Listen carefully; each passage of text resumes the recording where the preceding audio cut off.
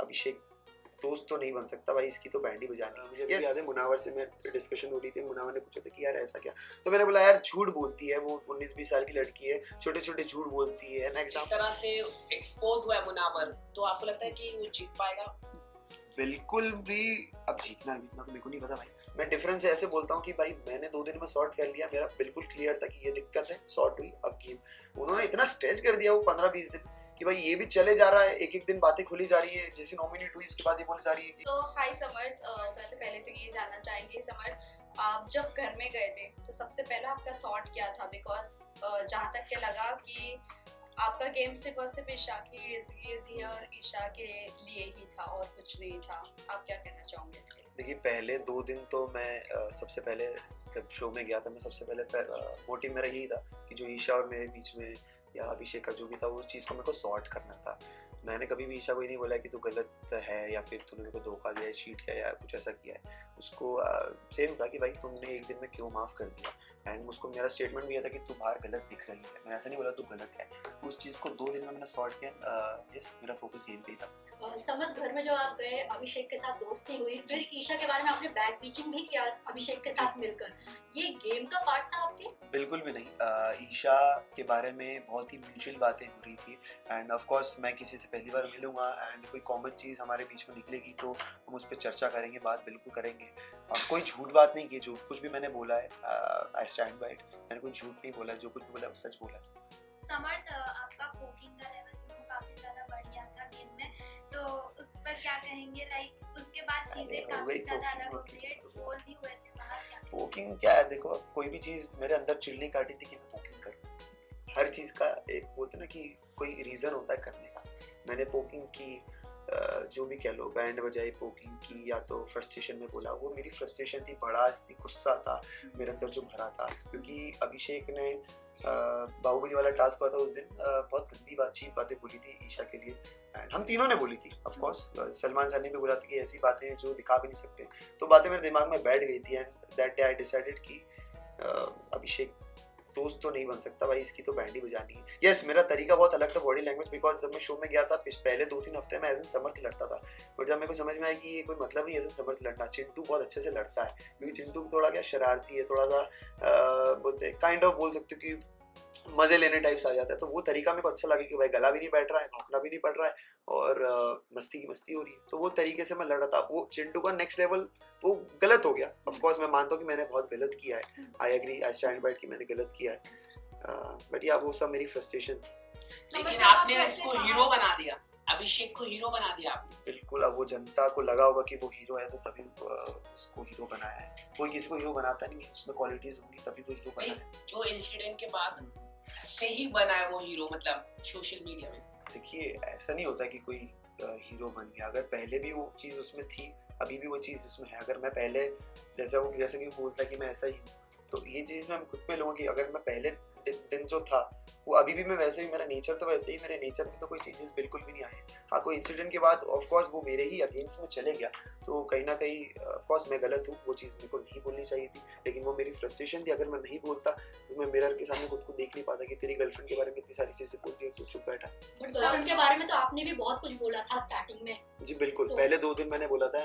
मुझे अभी भी याद है मुनावर से मैं डिस्कशन हो रही थी, मुनावर ने पूछा था कि यार ऐसा क्या, तो मैंने बोला यार झूठ बोलती है वो, 19-20 साल की लड़की है, छोटे छोटे झूठ बोलती है। एन एग्जाम्पल देके मैंने उसको बताया था, जो अभी नॉमिनेशन में मुनावर ने यूज़ किया था कि एक बार वो ऐसे गई थी, फिर पार्लर बोल दिया था, मेरे को लगा सो गई, मुझे नॉमिनेशन में मुनावर ने बोला। और समझ जब आप घर से बाहर निकले तो ईशा का जो बिहेवियर था वो काफी नॉर्मल दिख रहा था, तो मुनावर और अभिषेक का एक रिएक्शन आया जहाँ पे वो बोलते हैं कि उन्होंने आपस में शर्त लगाई कि आपका और उनका रिश्ता सिर्फ 2 महीना 4 महीना तक ही चलेगा बाहर आने के बाद। तो इस पर आप क्या कहोगे? तो देखिए ये सबके ओपिनियन होते हैं। एक इंसान जो भी अपनी ज़िंदगी में जिस तरीके के रिलेशनशिप्स देखता है, जिस तरीके की लड़कियों को देखता है, जो भी मतलब रिश्ते थे, उस तरीके का उनको लगा कि भाई, उन्होंने भी हमें देखा है तो उनको लगा कि भाई 2 महीने टिकेगा, कोई बोल रहा है 4 महीने टिकेगा। तो ओपिनियंस है, ओपिनियंस को हम चेंज कर सकते हैं, लेकिन किसी को फोर्स नहीं कर सकते कि हमको तो अच्छा बोल।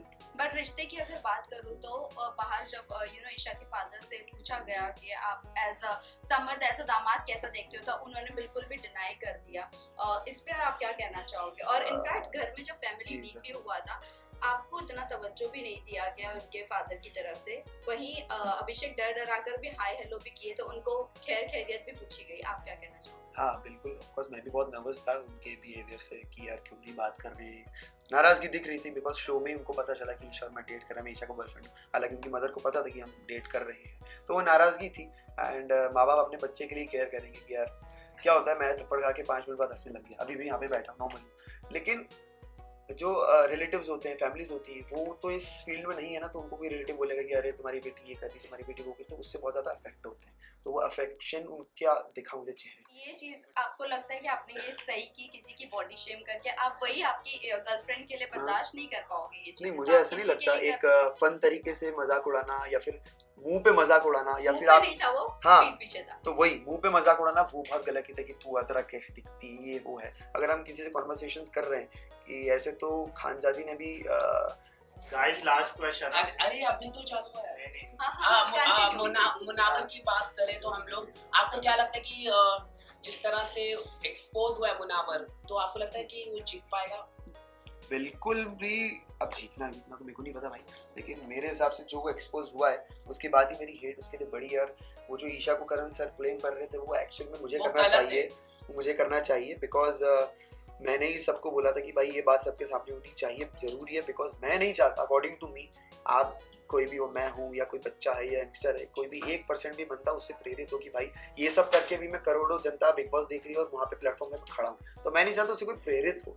आर्टिस्ट बहुत अच्छे हो, अभी आपका बैड टाइम चल रहा है, आपका बैड फेज चल रहा है, बाहर आके रिकवर कीजिए, फिर से खड़े होइए, तो आपको बिल्कुल ताली बजाऊंगा मैं। लेकिन यहाँ पे ऐसा नहीं लगता कि बिग बॉस काफी गलत है, क्योंकि नेशनल टेलीविजन में इस तरह का जो बाहर की बातें यहाँ पर दिखाई दिया गया, पर्सनल चीजें, अभिषेक ईशा मेरे बारे में या फिर मुनावर के बारे में मैं ये कह रहा हूँ कि जो उनके मल्टीपल रिलेशनशिप बाहर आए, बाहर भी उनके कई सारे रिलेशनशिप है। छुपता नहीं है, वो बोलते ना, मेरे को भी बात बोली गई थी टीम ने कि भाई हमारे पास तुम्हारी पूरी कुंडली है, तो सब कुछ रहता नहीं, कुछ छुपता नहीं। आजकल इस दुनिया में सोशल मीडिया है, फोन वोन है, दोस्त वगैरह है, सब ये इंडस्ट्री में कुछ छुपता नहीं है, तो वो चीज़ सामने आनी ही थी, कब तक छुपती। और मेरे को नहीं पता, वो नाजिला वाले वीडियोस भी अभी वो डाल रही, मैंने अब तक देखे नहीं है, मैं वो भी देखूंगा कि उनका क्या पॉइंट ऑफ व्यू है। लेकिन जो चीज़ सामने आनी थी वो आई है, बिल्कुल आई है।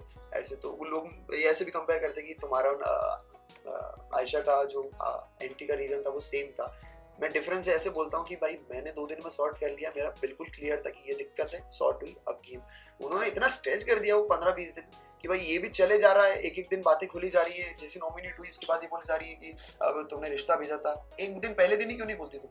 यस, लेकिन वो आयशा की तरफ से ज्यादा चीजें खुल रही है, हाँ, नहीं तो मुनावर की तरफ से। मुनावर की तरफ से तब खुली, वो उसके मुनावर ने डिफेंस में खुली वो बातें, correct, and not for Ayesha but for Nazila. Right. Okay, आपने अंजलि के साथ भी काम किया है, तो क्या अंजलि भी डेट कर रही थी मुनावर को? किस तरह की खबरें भी आ रही थी? ये सब तो जो थर्ड लड़की थी, इस तरह के वो गए थे, इस तरह की जो बात नहीं, थर्ड लड़की जिसको रिश्ता भेजा, आई थिंक वो कोई और है, मेरे को नाम नहीं पता बिल्कुल, लेकिन कोई और। अंजलि के बारे में बिल्कुल बात नहीं होती, अंजलि का डेटिंग का मुझे बिल्कुल पता नहीं है, हमने पहले काम किया था, मिले बहुत पहले। लेकिन समझ ये भी जानना चाहेंगे आप, मुनव्वर के ये जो भी आयशा के आने के बाद जो भी खुलासे हुए, उससे पहले आप बहुत अच्छे थे मुनव्वर के साथ, लेकिन ऑल ऑफ अ सडन ऐसा लग रहा था कि आपको सिर्फ एक मुद्दा चाहिए था कि मुनव्वर के अगेंस्ट जाने का या मुनव्वर के लिए बोलने का। जो इंसान मेरी नजरों में मुझे गलत दिखता है, हुआ क्या ना, जो मुनावर ने मेरे साथ भी दोस्ती की थी वो भी फेक थी मुनावर, और वो क्यों थी? जब मेरे साथ दोस्ती थी तो अभिषेक थोड़ा सा दूर हो गया था।